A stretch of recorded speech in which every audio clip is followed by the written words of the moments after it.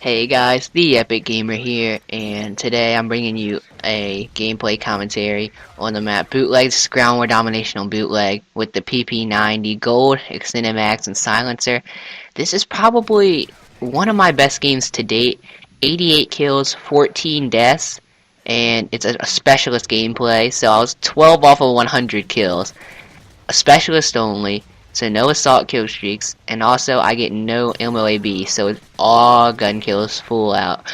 No, 6 to 9 kills with an MOAB, no air support to help me, nothing. So I think that's a really good game because a MOAB would have probably gave me, and you're gonna see during the course of this game, I get on some pretty good streaks, and a MOAB probably could have got me close to the 100 plus, at least 90 kills at least. So it could have been good. And 14 deaths, surprisingly, 88 and 14 in my opinion, especially, and now if that was assault, it might not be that good, but for specialists, I think that's pretty good.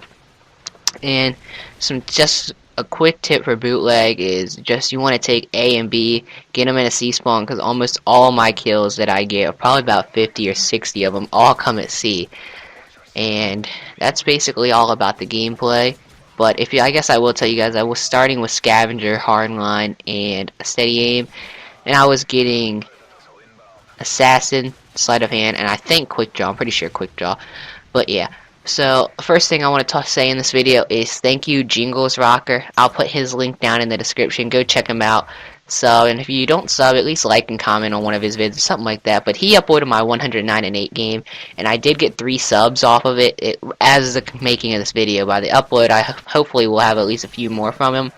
I think one of them might have been him, though, because I had another one before he uploaded it, and then I saw that I got 2. But I want to thank him, and then also by the upload of this video, I should have episode 3 of episode 2 of Road to Gold on the Real COD Clan, so check that out. But the topic of this video is, I don't know if I'm going to call it a series or what I'm going to call it, but it's going to be called, Is It Worth It? And it might end up being, not a series, but maybe 3 episodes or something. Because I want to talk about, different things. Woody's Gamertag did a review on things like this, but it's not really a review. Is it worth it to spend the money on a certain thing? So first we're going to talk about, the one that I want to talk about. This video, or this gameplay is 10 minutes and 40 seconds long. It's a really long video, or gameplay. So, is it worth it? I'm going to be talking about headset, control freaks, and an HD PVR, Blackmagic Intensity Pro, and maybe something else. And right here I'm on a night kill streak, and that's when I die. So I was only 5 off of MOAB, but that C spawn, it just gets really crazy. So yeah, those are 3 things I'm going to talk about this video, if I get all of them, which I probably will. But we'll start with let's start with headsets. So is it worth it for headsets? Well, see, I have a Turtle Beach X12, and I do my commentaries with the Turtle Beach X11. I got the X11s from a friend. He wasn't using them. I think he got the X12s when they first came out, so he said he was done with the X11s. So I got them for only $15 from him. The only problem was the party chat was broken. Oh yeah, and by the way, these are Xbox 360 headsets, not PS3. For anyone out there who plays with PS3, but I used them. They were really good for game chat, and what I did was we played Black Ops, and then a few months before MW3 started coming out, August, September, October, really, we played pretty much MW2 only, and I don't know why that was. I really can't remember, but that's really, I remember, he would be the one guy that he was always up early while everyone else wouldn't get on for, we would get on at 9 or 10, and everyone else wouldn't be on until 11 or 12, but we would always play MW2, and I can't remember why, but we always did. And also, as you can see, I get tagged by recon drones a lot this game. I could have taken off probably half my deaths if there was no recon drones this game, but that's why I died a lot. And what I did was I took my party chat headset, put it over my head, and turned the game volume really loud on the Turtle Beaches and put them around my neck. So they weren't a full effect, but at least I could hear it a little better. And I never really used the sound as much of an advantage as I should. But now I'm starting to a little. But it's kind of still tough if you're in a party or something to use it. But it does help. So then I used that, and then I think I put those away for a while, and I got the Mad Catz headset. It was a $35 headset, I believe, and they were alright, but like I said, I really didn't use anything for it, but for game chat that much. And They were pretty good. They lasted me about, I would say, I can't remember when I got them. Don't remember if I got them. Uh, Not sure, but they lasted me. Well, they didn't last me that long. They didn't even last me like 6 months. I don't really think, or they either just over 6 months or just under 6 months. But they were a pretty good headset for only $35, and I think the game chat still works, but the party chat or the like that kind of thing, I don't think that was working. So I got the X12s that day that I found out, or the next day I found out they weren't working or something like that. And I just recently got the X12s like 3 weeks ago, so. The Turtle Beach X12s are a really good headset. I got them for $60, and usually they were $100. It wasn't like a sale, but I think just since they're a little older now, the price went down. Now, is it worth it? It's pretty much, is it worth spending a certain amount of money on a headset or on whatever I'm talking about that episode? And is it worth it? I would say the most I would go up to a headset, it depends for me. If I had like plentiful money, not plentiful money, but like I had enough money to spend, I'll buy a Astro A40s. I think that's what they're called. Or like, I'm not sure. They're like, if it's like a $200 headset, and I'm partnered and I'm making some money, some good money that I really don't need anything else with, I'll buy that much. But if I had to say right now, the most I'd spend on a headset, which would probably be 60, like the Turtle Beaches, I probably would not spend more than that. Yeah, I wouldn't get $100 headset or anything like that because. I just think that's a little too much, especially for the kind of player I am who doesn't really use sound that much. It probably could help improve my game. Headsets do help a lot. I know that for a fact because they help me sometimes.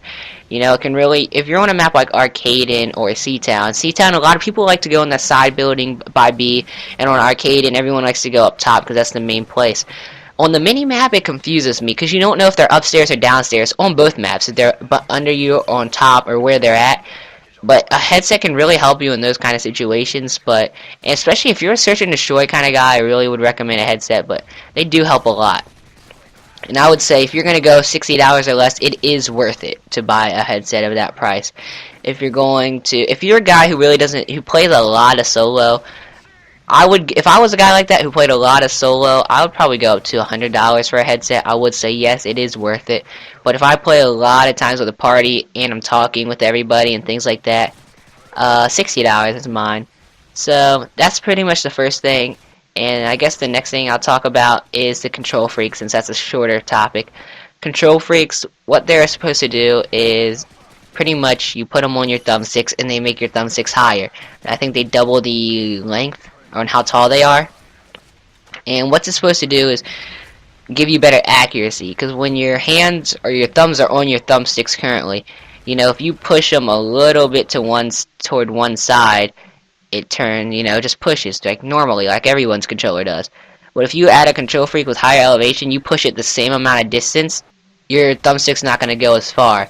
So what I mean is, like, I don't know like measurements and stuff, but say you want to move your thumbstick, you're going one-on-one with a guy, like a one-on-one gunfight, and you're trying to move your thumbstick to get your sight on him.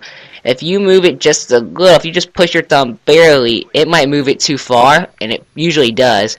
If you barely just move your thumb, it might push it too far. But if you have the control freaks, that amount you just push it, it'll push it about half the distance. So instead of you moving it, say, I'm making up a measurement, I don't know, 3 millimeters, that's probably nowhere close to what it really is. If your target's 2 millimeters and you throw it push it 3 and you slightly push, if you push it the amount that you just did, probably only gonna push it 1.5 with the control freaks because it extends it. Now that's for the right stick. Not a lot of people use it on the left stick, and it's only $10, and I have heard it does improve your gameplay a lot. Not a lot, but it does help you. So yes, I would say control freaks are worth it. I was thinking about getting a pair, but then I started spending my money on like the Turtle Beaches and things like that. So I was like, I really don't have the money to spend on them, but I was going to order them. And yes, I would say they are worth it because that can really help your accuracy. Because when you're going one-on-one, your sensitivity is kind of high. It's like kind of cut your sensitivity down. So if your sensitivity is 6, but you have control freaks, it's probably going to be more like a 3 because it moves everything about halfway, which means you could probably play on a 10 sensitivity, and it would be like probably like a 7. And then you just, you got, in order to push the stick full rotation around, you got to move your thumb more. If you only want to move it a little, though, you barely have to move the stick, which is really going to help your accuracy. Because, you know, if you're used to pushing it pretty far with the control freaks, it's not going to push as far when you do that, and it's going to help you improve as a player and also help you get a lot better one-on-one gun battles. Now, the knifing and things like that, not a lot of people touch up on that, but I do feel that's a pretty big issue. I mean, I guess there's really no difference since it's higher up. I don't know if your knifing would be quicker, slower, or what it would be, but that's basically all for this video, guys. Leave a like, comment, and subscribe if you haven't, and I'll see you guys later.